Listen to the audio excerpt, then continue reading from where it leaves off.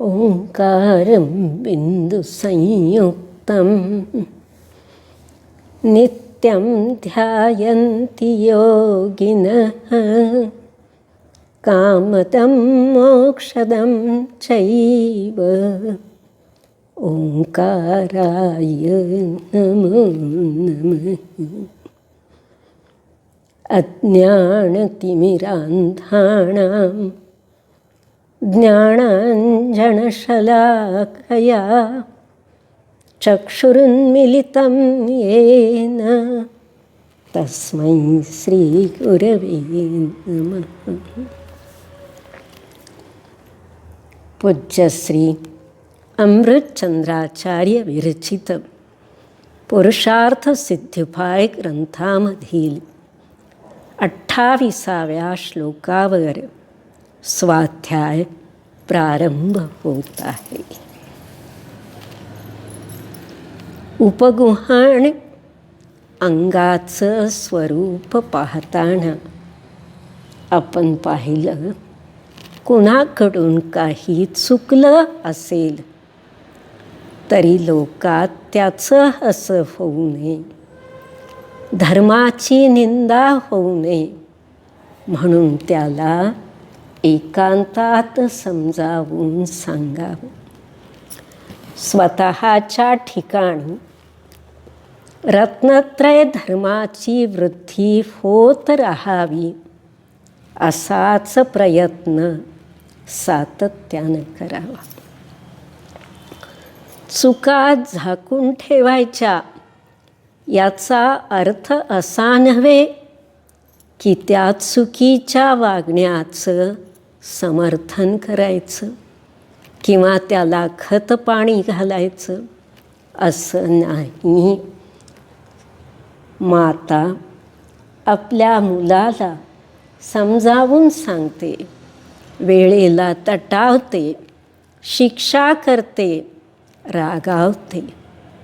तसंच चुकणाऱ्याला गोड बोलून समजावून सांगायचं. पाप पुण्याचा दृष्टांत देऊन चुकीपासून परांगमुख करायचा प्रयत्न करायचा. जगजाहीर दवंडी दिल्यानं तो सुधारेल असं नाही. समजावून सांगणं हेच आपल्या हातात आहे. प्रायश्चित्त देण्याचं काम गुरूंचं आहे. जसं अपराध्याला सजा देण्याचं काम न्यायालयाचं आहे. आपण कायदा हातात घ्यायचा नसतो. तसं कोणाचं काही चुकलं, शिष्याचं चुकलं तर त्याला प्रायश्चित्त देण्याचा अधिकार गुरूंचा आहे. संसारी व्यक्तीचं चुकलं, कोर्ट, त्या व्यक्तीचे आईवडील, परिवारातील लोक, समाजातील नेता यांनी समजावून सांगणं, वेळेला दटावणं हा राजमार्ग. आपण कायदा हातात घ्यायचा नाही. आज त्यापुढं स्थितीकरण अंगाचं स्वरूप पाहायचं आहे. संसारात चांगले वाईट अनेक प्रसंग येतात. दुःखाच्या प्रसंगी घाबरून किंवा खचून जाऊन माणूस श्रद्धेपासून विचलित होतो, व्रतापासून भ्रष्ट होतो.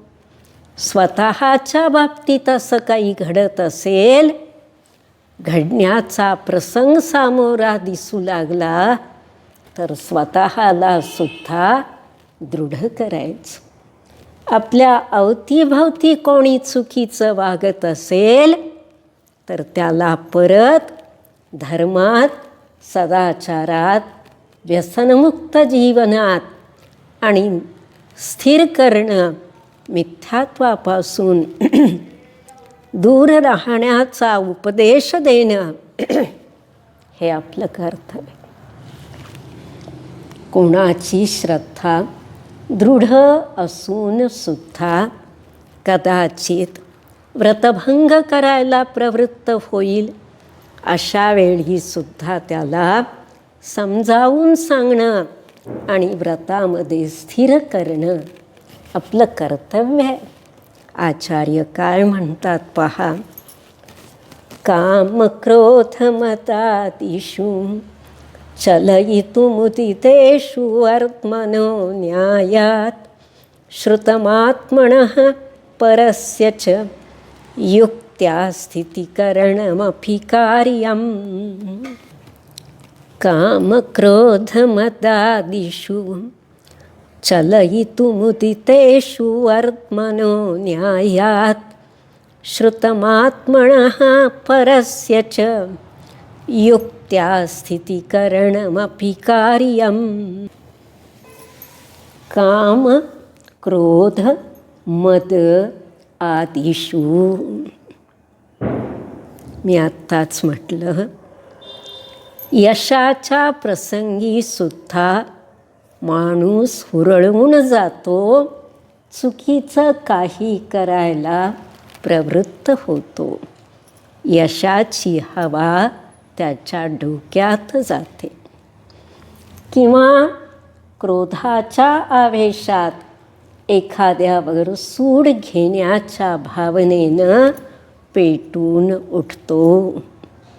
आचार्य म्हणतात, काम वासना, क्रोध मद म्हणजे गर्व, आदी शब्दावरून सगळे कषाय, सगळे विकार, हास्य रती अरती शोक भय जुगुप्सा तिन्ही वेद, या विकारांना वश होऊन न्यायात वर्त्मनः, न्यायमार्गापासून किंवा धर्ममार्गापासून चलयितुम उदितेषु, कोणी जर विचलित व्हायला, भ्रष्ट व्हायला उद्युक्त झाला आहे, तयार झाला आहे, अशा वेळेला श्रुतम आगमाला अनुसरून, थातुरमातुर बोलून नव्हे, मिथ्या युक्त्या देऊन नव्हे, कुधर्माचा उपदेश देऊन नव्हे, आगमाला जिनवाणीला अनुसरून चारही अनुयोगाचं अवलंबन घेऊन आत्मनः स्वतःला, परस्यच आणि दुसऱ्याला देखील, युक्त्या मोठ्या खुबीनं, युक्तीनं, समयसूचकतेनं, स्थितीकरणं कार्यं, स्थिर करायचं काम करायला पाहिजे. आपल्यावर काही वेडीवाकडी वेळ आली, आपण कुठंतरी श्रद्धेपासून, व्रतापासून च्युत होतोय असं थोडं जरी आपल्या मनात आलं तरी आपण चुकीचे विचार झटकून टाकले पाहिजे आणि स्वतःला खऱ्या धर्माकडं, मोक्ष मार्गावर लावलं पाहिजे, स्थिर केलं पाहिजे. आणि दुसरा कोणी चुकीचं वागत असेल तर बाबा तू असं का करतोस, तुझी अडचण काय आहे, नेमकं कशासाठी तू चुकीच्या मार्गानं जायला प्रवृत्त झाला आहे, त्याच्या मनात नेमकं कोणत्या विचारांचं द्वंद्व चालू आहे, खळबळ माजलेली आहे, हे समजून घ्यायचा प्रयत्न अगोदर करायचा. आणि त्या नैराश्यातून किंवा सुडाच्या आवेशातून, आर्तरौद्र ध्यानाच्या आवेशातून त्याला कसं बाहेर काढता येईल, कोणता उपाय सांगता येईल, कोणता दृष्टांत देता येईल असा विचार करून त्याला एकांतात समजावून सांगायचं. जगासमोर नव्हे, मनुष्याची मनस्थिती संकटप्रसंगी अत्यंत नाजूक बनते. जणू काट्यावर पसरलेलं रेशमी वस्त्र ओढायला गेलो तर फाटून जाईल, अलगद काढलं तर सुखरूप राहील. माणूस संकटात सापडतो तेव्हा व्रतापासून भ्रष्ट होतो, आत्महत्या करायला सुद्धा प्रवृत्त होतो. अशा वेळी त्याला एकदम रागावलं, वेडवाकडं बोललं तर त्याचं घायाळ मन अधिक घायाळ बनेल. पण गोड बोलून त्याच्या मनात काय चाललंय हे आपण काढून घेऊन कोणता दृष्टांत देऊन त्याला स्थिर करता येईल त्या पद्धतीनं त्याच्याशी बोललं पाहिजे. हळुवारपणे त्याच्या दुखऱ्या मनावर आपले शब्द शस्त्र होऊन भिडायला नकोत. शब्द हे शास्त्र व्हावं. मोर पिसासारखं अलगद आपले शब्द त्याच्या हृदयाला भिडावेत. मुखचंद्र ते अमृत झरे. बाळ बेटा दादा बाबा पुता करून समजावून सांगून त्याला धर्मात स्थिर करणं हे स्थितीकरण अंग आहे. एवढ्यावरतीच विषय संपत नाही. केवळ धर्माच्या बाबतीतच स्थिर करणं असं नव्हे, आणखी एक त्याचा पैलू आहे, त्याची बाजू आहे. आपल्या लौकिक जीवनात सुद्धा आपण असंच वागलं पाहिजे की कोणाचं काही चुकतंय, चुकीच्या मार्गानं जातोय, वेडावाकडा निर्णय घेतोय, अशा वेळी त्याला समजावून सांगायचं, बाबा रे, वादविवाद करणं, आत्महत्या करणं, टोकाला जाणं, विकोपाला जातील इतके वाद करणं हा कोणत्याही समस्येवरचा उपाय कधीच नसतो. भांडण पतीपत्नीचं असो, भावाभावाचं असो, पिता पुत्राचं असो, अगर माय लेकराचं असो, किंवा समाजात साधर्मी बांधवाचं असो, साधर्मी विधर्मीचं असो, समजावून सांगायचं. न्याय मार्ग काय आहे, काय केलं तर तुझा फायदा होईल, काय केलं तर नुकसान होईल, हे सांगायला पाहिजे. आणि ते सांगताना स्वतःचा कोणताही स्वार्थ त्यात दडलेला नसावा. निस्वार्थ बुद्धीनं हळुवार शब्दात समजावून सांगितलं तर आपले शब्द दुसऱ्याच्या हृदयाला भिडतात, त्याला पटण्याची आशा निर्माण होते. तनतन करून सांगितलं तर जगात कुणी कुणाचं ऐकत नाही, हेच अनुभवाला येईल. पूर्वीच्या काळी विवाह मंडपात वधूवर मंगलाष्टकाला हातात वरमाला घेऊन उभे राहिल्यानंतर पुरोहित काय करायचे, जमलेले नातलग आणि समाज पंचमहाजन सगळ्यांना अगोदर विचारायचे, पंचाची रजा आहे का. सगळ्यांनी संमती दिल्यावर मंगलाष्टक सुरू करायचे. असं का होतं, आज जरा काही भांडण झालं की आम्ही घटस्फोटापर्यंत जातो.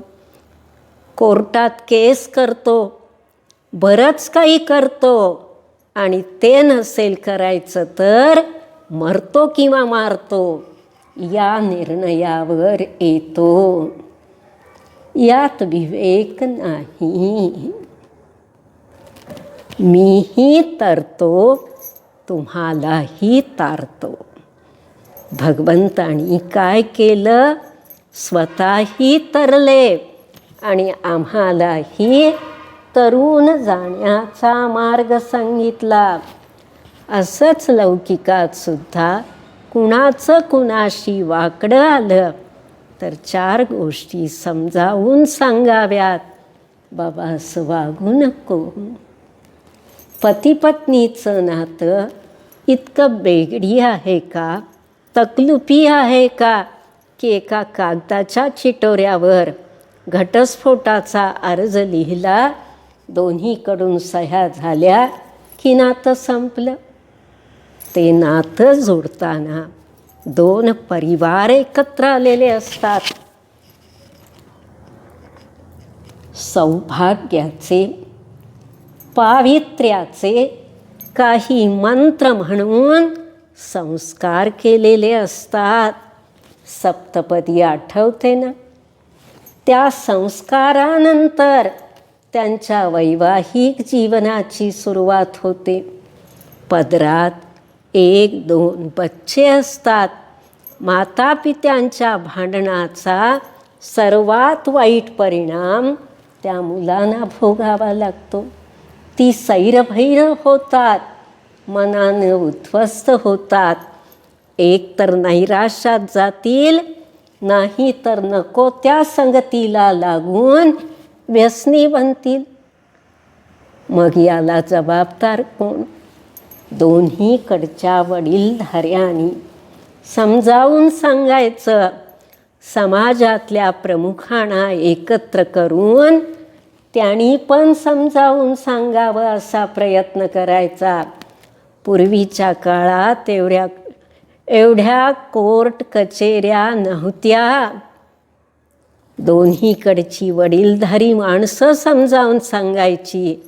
समाजातले ज्येष्ठ श्रेष्ठ नेते मंडळी समजावून सांगायची.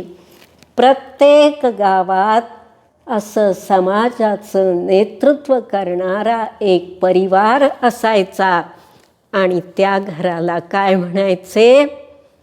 शेट्टीचं घर. वास्तविक शेट्टी, शेटे, शेटजी हे सगळे श्रेष्ठी शब्दाचे अपभ्रंश आहेत. प्रत्येक गावात एक प्रमुख शेटजी असायचे. त्यांनी समजावून सांगायचं आणि समाजानं विना तक्रार ऐकायचं. हीच खरी तर समाजात पद्धत होती.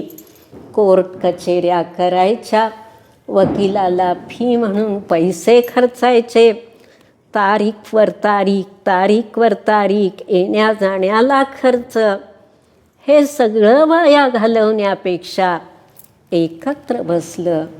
काय चुकतंय, कुणाचं चुकतंय, कुणावर अन्याय होतोय, योग्य काय आहे, कल्याण कशात आहे, हे समजावून सांगितलं तरच विवाह संस्था, कुटुंब संस्था टिकून राहील.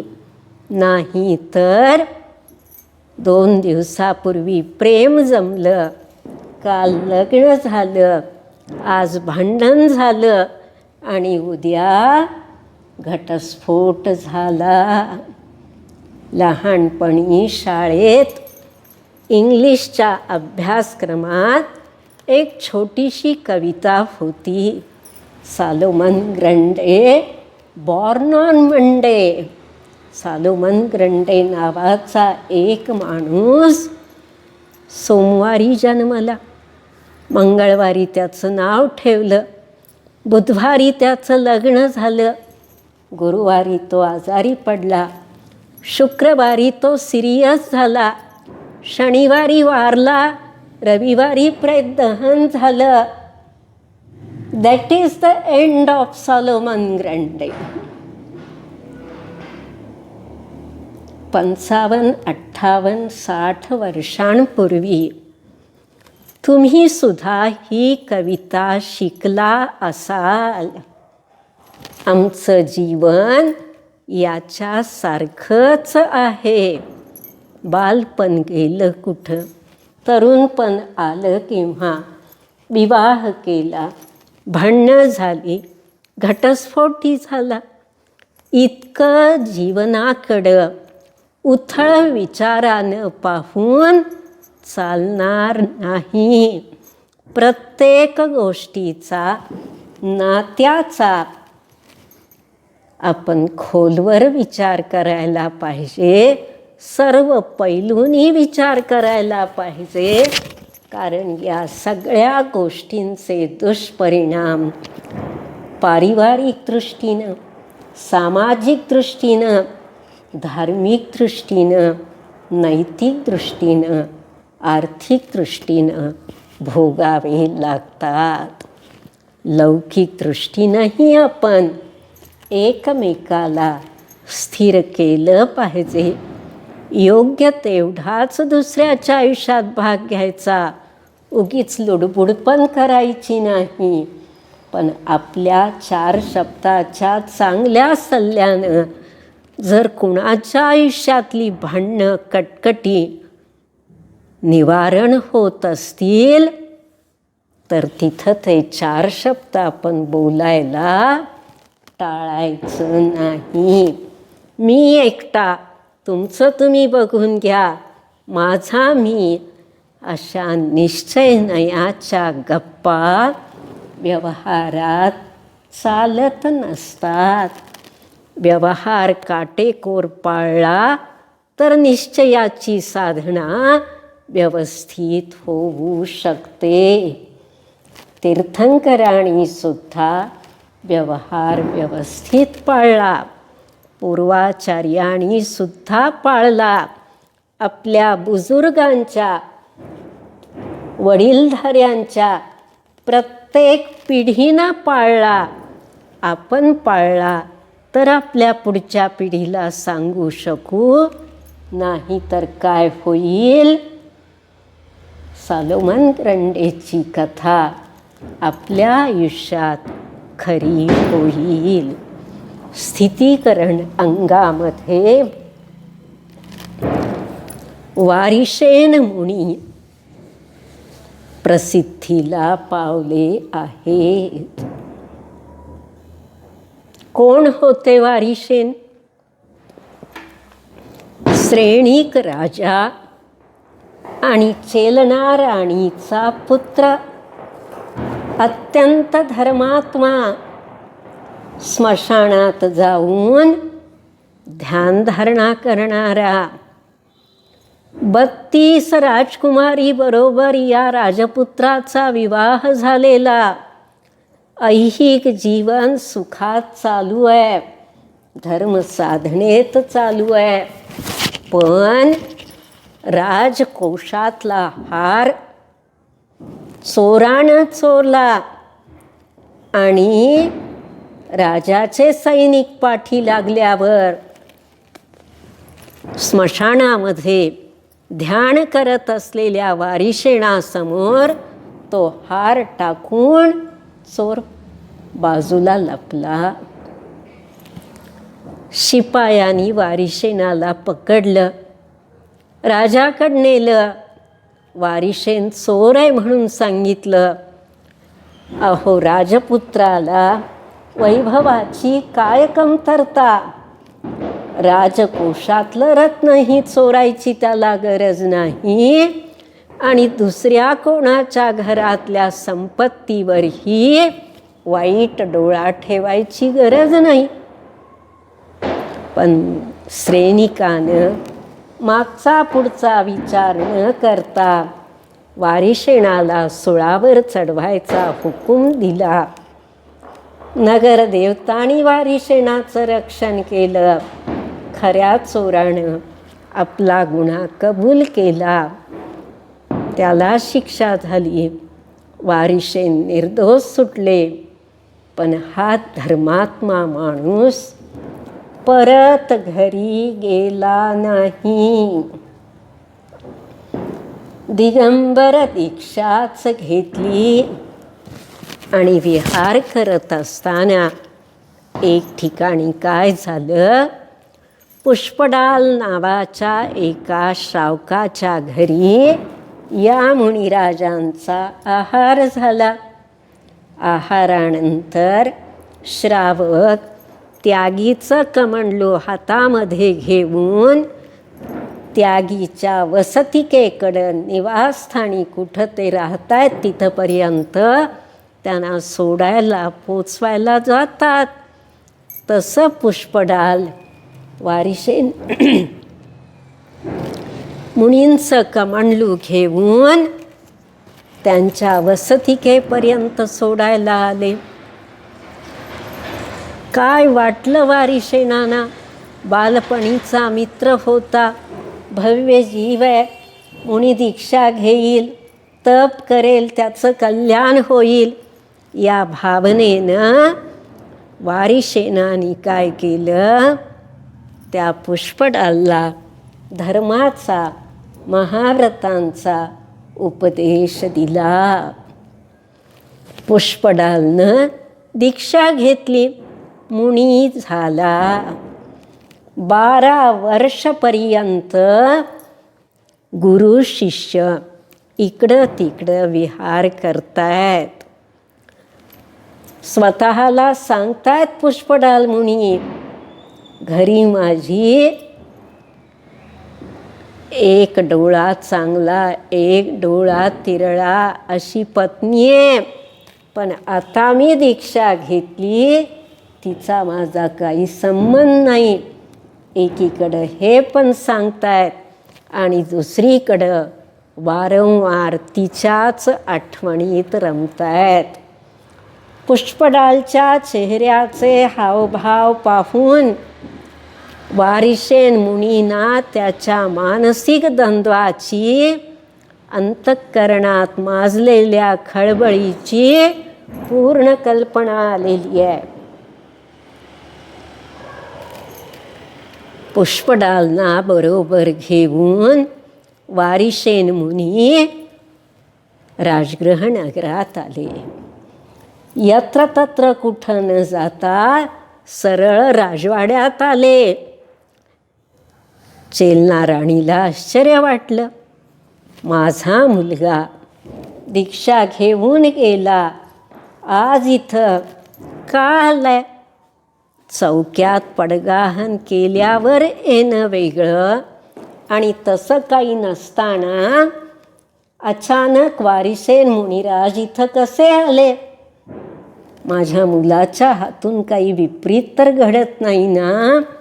मातेच्या मनात वात्सल्यापोटी, धर्मश्रद्धेपोटी शंका निर्माण झाली आणि दोन्ही मुनींची परीक्षा घेण्यासाठी राणीनं काय केलं, एक सोन्याचं सिंहासन किंवा एक बहुमोल रत्नजडित आसन आणि एक साधा लाकडी पाटा असं तिथं मांडलं. वारिशेन आले, लाकडी पाटावर बसले. पुष्पडाल मुनी आले, दुसऱ्या मौल्यवान पाटावर आसनावर बसले. महाराणीच्या जीवात जीवाला, माझा मुलगा भ्रष्ट नाही, काहीतरी विशेष कारण आहे म्हणून असा इथं आलेला. राणीनं दोन्ही मुनींना नमोस्तुत केला. हात जोडून राणी समोर बसलेली आहे. राजवाड्यातले आणखी काही लोक बसलेले आहेत आणि नंतर वारिशेन मुनींनी आपल्या पूर्वाश्रमीच्या मातेला सांगितलं, माते, माझ्या पूर्वाश्रमीच्या 32 पत्नींना साज शृंगार करून इथं बोलवा.